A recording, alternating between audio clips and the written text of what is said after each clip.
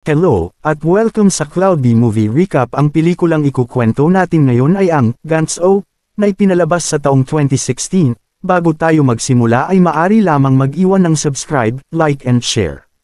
Halina't simulan na natin. Sa Tokyo, Japan, isang pagsalakay ng mga halimaw na nagsanhi ng pagkasira sa syudad. Habang nakikipaglaban sa mga sumasalakay na halimaw, iniligtas ni Kei Kurono ang kanyang kaibigan na si Reika. Sinusubukan siyang pigilan ni Reika na kalabanan ang pinuno, subalit siya ay nagpasya na kailangan niyang talunin ang halimaw. Inatake niya ang pinuno pagkatapos niya itong barilin at mapatay. Hindi nagtagal siya rin ay namatay. Si Reika at ang kanyang mga nakaligtas na kasamahan sa koponan ay ipinadala pabalik sa kanilang base. Sa ibang lugar, namatay si Masaru Kato sa pagtatangkang iligtas ang isang tao mula sa isang pag-atake ng kutsilyo sa isang subway. Nagising siya sa isang silid na hindi makapaniwala na siya ay buhay dahil sa pagkakaalam niya siya ay namatay. Hindi niya maintindihan kung ano ang mga nangyayari. Dito nga ay nakilala niya si Reika at ang kanyang mga kasamahan na sina Yoshikazu Suzuki, isang matandang lalaki, Joichiro Nishi, isang masungit na binatilyo, at isang galit na hindi kilalang lalaki.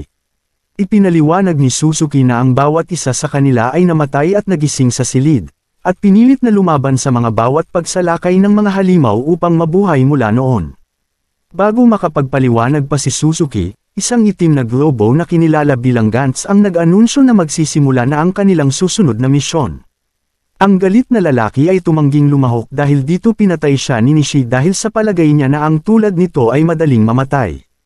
Sa pagsisimula ng kanilang misyon, binigyan sila ng 2 oras upang lumaban sa mga halimaw. Sila ay pinadala sa lugar na Osaka na ikinagulat nila dahil ang kanilang destinasyon upang lumaban ay sa Tokyo. Maya-maya ay nagbigay ng signal ang kanilang radar kung saan isang halimaw ang papalapit sa kinaroroonan nila. Habang ito ay papalapit, binaril ito ni Nishi na ikinagbagsak nito. Si Kato ay naguguluhan pa rin sa nangyayari. Ipinaalam sa kanya ni Suzuki na ang tanging alam lang nila ay kailangan nilang pumatay ng mga halimaw. Pag natapos na ang oras ng misyon, sila ay makakabalik ng buhay sa base. Sa sandaling ito, nagbigay ng signal muli ang radar kung saan patungo sa kanila ang napakaraming halimaw. Agad silang nagtago, ngunit ilang sandali lang ay nakita sila ng mga ito, at dali-dali silang tumakbo upang tumakas. Nakasalubong nila ang pangkat ng Osaka na pinamumunuan nila Shimaki at Nobuyan, na sila ang pinakamalakas sa grupo nila. Pinagtawanan nila ang grupo ng Tokyo dahil sa mahihinang miyembro nito. Ilang sandali lang nakasagap muli ang radar ng pangkat ng halimaw na papalapit sa kanila. Dahil dito hinarap ito ng grupo ng Osaka at sinabi na tumabi at manood na lang ang grupo ng Tokyo sa kanilang gagawin. Dito mga ay nagpakitang gilas ang mga ito, walang takot, nilabanan nila ang mga halimaw at isa-isa nila itong pinatay na tila nagsasaya sila sa kanilang ginagawa. Isang halimaw ang nagpakita na pinatay ang kasamahan ng grupong Osaka. Ginamit ni Shimaki ang isa sa kanilang armas kung saan ang halimaw ay nawasak nito. Nagtanong si Kato kung bakit ang grupong Osaka ay may mga malalakas na armas. Sumagot si Suzuki na ito ay makukuha lamang kung sila ay makakakuha ng 100 na puntos. Ipinaliwanag niya na kailangan nilang pumatay ng mga halimaw upang magkaroon ng mga puntos. At kung sila ay makakakuha ng 100 na puntos, ang Gantz ay magbibigay ng 3 bonus na pagpipilian. Ang una dito ay ang malalakas na armas, pagbuhay sa mga namatay na kakampi, at pag-alis ng mga memorya at paglaya sa laro na maaari makabalik sa dating buhay. Umalis si Nishi at gumamit ng Invincible upang maghanap ng pinuno ng halimaw. Sa gayon, kapag nakapatay sila ng pinunong halimaw, sila ay makakakuha ng malaking puntos. Si Kato ay nais na tulungan ang mga tao sa pag-atake ng mga halimaw. Bago siya umalis, binigyan siya ni Suzuki ng barya upang tawagan ang nakababatang kapatid nito. Habang kinakausap ni Kato ang kanyang kapatid, nakarinig siya ng pagsaklolo ng mga tao sa di kalayuan, ngunit siya ay nagdalawang isip kung tutulungan niya ang mga ito.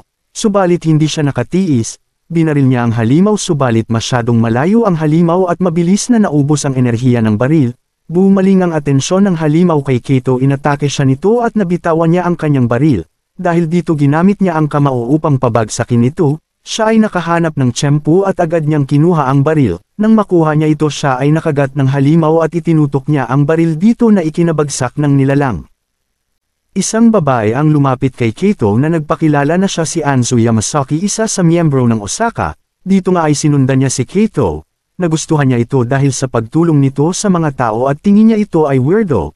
nabanggit ni Anzu na nakakita siya ng dalawang matanda na may kasamang bata ang nagtatago sa isang lugar, agad na tinungo nila ito upang tulungan.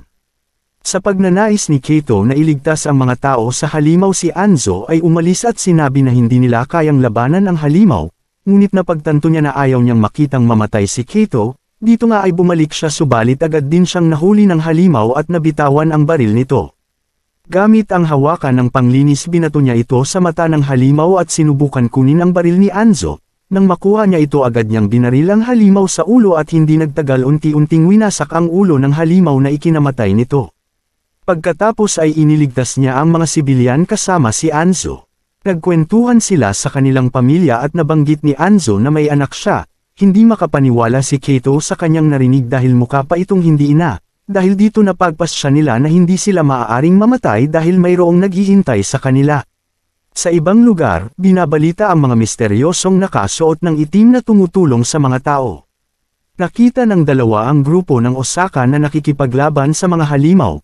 Nabanggit nga ni Anzu na si Shimaki ay nakakuha ng 3 beses na bonus, at si Nobuyan ay nakakuha ng 4 na bonus, subalit isang lalaking nagngangalang Hachiri Oka ay nakakuha ng 7 beses na bonus at siya ang pinakamalakas sa Osaka. Isang higanteng halimaw ang lumitaw sa kalaliman ng karagatan na nagpakita sa Osaka, kung saan nagpakita din ang higanteng robot, pati ang mga sundalo ng Japan ay hindi makapaniwala sa kanilang nakikita. Habang ang dalawang higanti ay naglaban, dumating ang mga sundalo sa kinaroroonan ni Reika at Suzuki, pinaputukan si Suzuki na sinubukan kausapin ang mga ito, buti na lang dumating si Kaito upang tulungan sila. Tinanong ng mga sundalo kung sino sila, sumagot si Kaito na sila ay mga secret agent na tinatawag na Gantz, ngunit wala silang mapakitang dokumento sa mga sundalo na nagpapatunay na sila ay kaalyado nila. Maya-maya bumulusok pababa ang isang halimaw na may pakpak at agad na pinatay ang sundalo. Inatake nila ito ng mga baril subalit walang epekto ito sa nilalang, pagkatapos ay isa-isa silang pinatay. Habang nakatingin ito kila Kaito, binaril niya ito na nagpahinto sa halimaw subalit sa lakas nito ang nilalang ay nakatakas sa pagkakatali sa kanya. Maya-maya ay dumating sina Shimaki at Nobuyan, inatake nila ito ng armas subalit muli itong bumangon na ikinagulat nila dahil hindi ito namatay. Dahil dito sunod-sunod niyang inatake ang halimaw subalit habang tumatagal ang epekto ng kanilang armas ay tila hindi nararamdaman ng nilalang. Kinuha nito si Nobuyan at pinaghahampas niya ito sa sahig. Gumanti siya ng armas dito na ikinawala ng kamay ng halimaw, gayunpaman buhay pa rin ang halimaw. Humingi na siya ng tulong mula kay Shimaki ngunit hindi niya ito tinulungan sa pag-aakala na nagbibiro lang ito. Matapos patayin ni Nobuyan ang halimaw, siya din ay namatay na hawak-hawak ng nilalang. Nilapitan ito ni Shimaki na ikinagulat niya na patay na nga ito. Nagpakita sa kanila ang pinakamalakas na halimaw na isa sa mga pinuno. Habang siya ay papalapit, inatake siya ni Shimaki na humati sa 4 na parte sa katawan nito. Subalit nabuo ito sa 4 at habang naglalakad palapit sa kasamang halimaw ay nabuo ito sa isang katawan. Muling inatake ito ni Shimaki at agad na naiiwasan nito at tila pinaglaruan lang siya. At dahil hindi niya mapatay ang nilalang, ginamit niya ang lakas ng kanyang kasuotan upang patayin ito. Ngunit lumabas ang hubad na katawan ng babae na nilalamon siya. Hindi nagtagal na buo ang isang halimaw na babae. Nilapitan ni Kaito ang halimaw at nagluwa ito ng ulo ni Shimaki. Inatake niya ito na madaling naiiwasan ng nilalang. Sabay-sabay nilang inatake ito subalit walang epekto ito sa halimaw. Dito nga ay nahuli si Kaito dahil sa pagliligtas niya sa dalawang kakampi niya. Nang lalamunin na siya, ito ay inatake ni Nishi ng malakas na armas kung saan ang halimaw ay napabagsak nito. Ilang saglit lang kumulo ang dugo at lumalabas dito ang isang halimaw at hinati nito ang braso ni Nishi, dahil dito sila ay tumalon papunta sa tubig upang tumakas.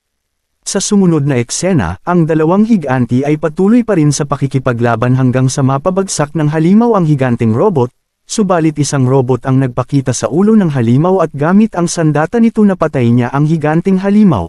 Ito nga ay nakilala ni Anzu na si Hachiro Oka na pinakamalakas sa lahat ng Blacksuit Gantz. Ang sunod na hinarap ni Oka ay ang malakas na halimaw. Sa pag-atake nito ng kanyang kakayahan, madali niya lang ito napabagsak at sunod-sunod niyang inatake ito ng malakas na enerhiya. Ngunit hindi pa tapos ang laban na buo muli ito sa isa pa nitong anyo. Naglaban ng matindi ang dalawa. Sa una ay nakakasabay si Oka subalit ang bawat pag-atake niya ay tila hindi tumatalab sa halimaw. Siya ay binugbog nito hanggang masira ang robot suit niya. Nakaisip ng paraan si Oka upang talunin ito. nagpalabas siya ng usok upang hindi siya makita nito, at isang biglaang pag-atake ang ginawa niya sa likod ng halimaw na ikinabagsak nito. Umalis siya at ibinigay ang espada kay Kaito, tinanong siya ni Kaito kung patay na ito. Sumagot si Oka na hindi pa ito patay at aalis na siya. Tinanong siya muli ni Kaito kung bakit hindi niya pa ito tapusin, sumagot si Oka na masyadong delikado. Kahit na delikado si Kaito ay nais na tuluyang patayin ang halimaw, ngunit lumabas ang isang bilog mula sa katawan nito, at nagpalabas ito ng mga atake agad na hinarang ni Suzuki ito upang iligtas si Kaito. Dito nga ay nagtamo si Suzuki ng malubhang pinsala, at hindi nagtagal nagpakita ang huling anyo ng halimaw sa kanila. Matapang na hinarap ito ni Kaito at sinabi na kailangan niyang tapusin ang laro. Habang kaharap niya ito, tinanong siya ng halimaw kung nasaan ang lalaking nakalaban niya. Ngunit hindi sumagot si Kaito at agad niyang sinugod ito at binigyan niya ng isang suntok, subalit walang epekto ito sa halimaw at madali siyang napabagsak nito. Bago umalis ang halimaw sinabi nito na kailangan niya munang umalis sa pagbalik na lamang niya papatayin si Kaito. Sa oras na ito, bumuo sila ng plano para patayin ang halimaw kahit pa nakikita nila na wala silang laban dito. Isang biglaang pag-atake ang nakikita ni Kaito na tatalo dito. Ang dalawang babae ang gagamit ng sniper upang patamaan ang halimaw at si Kaito naman ang magiging decoy. Bago pumunta sa pwesto si Anzo, sinabi niya kay Kaito na wag itong mamamatay at mangako na pag natalo nila ang halimaw sila ay magsasama kasama ang anak at kapatid nito. Pumayag si Kaito at nangako na tutuparin niya iyon. Maya-maya nagpakita sa likod niya ang halimaw dala-dala ang patay na katawan ni Oka. Habang nag-uusap ang halimaw at si Kaito, isang biglaang pag-atake ang binigay ni Reika at Anzo. Sunod-sunod nila itong pinatamaan ng enerhiya hanggang sa mawasak ang katawan nito. Gumanti ng pag-atake ang halimaw sa iba't ibang parte ng lugar na hinahanap ang bumabaril sa kanya. Mabilis ang pagtakbo ni Kaito upang kunin ang malakas na armas subalit tinamaan siya ng atake ng halimaw na ikinaputol ng dalawang binti niya. Dahil dito agad na tinungo ni Anzo si Kaito, ngunit dahil sa pagnanais ni Anzo tulungan si Kaito humantong ito sa pagkamatay niya, pinilit ni Kaito na kunin ang armas, at buti na lang dumating si Nishi at hinati nito ang braso ng halimaw. Nang makuha ni Kaito ang armas galit niyang inatake ang halimaw hanggang sa tuluyan nila itong mapatay. Dito nga ay pinagmasdan na lamang niya ang walang buhay na si Anzo, at hindi nagtagal siya ay nawala ng malay. Nang makabalik na sila sa kanilang base, ipinakita sa kanila ang nakuha nilang puntos ng Gantz. Si Reika ay nakakuha ng 6 na puntos, si Suzuki ay 2 puntos, si Nishi ay 12 na puntos at si Kaito ay 100 puntos dahil dito. Siya ay makakakuha ng bonus. Ang pinili ni Kaito ay buhayin muli si Anzo, labis siyang natuwa nang binuhay muli siya ni Kaito. Tinanong siya ng dalawa kung bakit piniling buhayin si Anzo, sumagot si Kaito na nagbigay siya ng pangako kay Anzo. Umalis si Nishi sa silid, at nagulat si Kaito na maaari palang umalis. Si Kaito ay agad na umuwi upang makasama ang kapatid. Dito na nagtatapos ang pelikula. Kung nagustuhan ninyo ay maaari lamang mag-iwan ng subscribe, like and share. Salamat sa panunood hanggang sa susunod na video.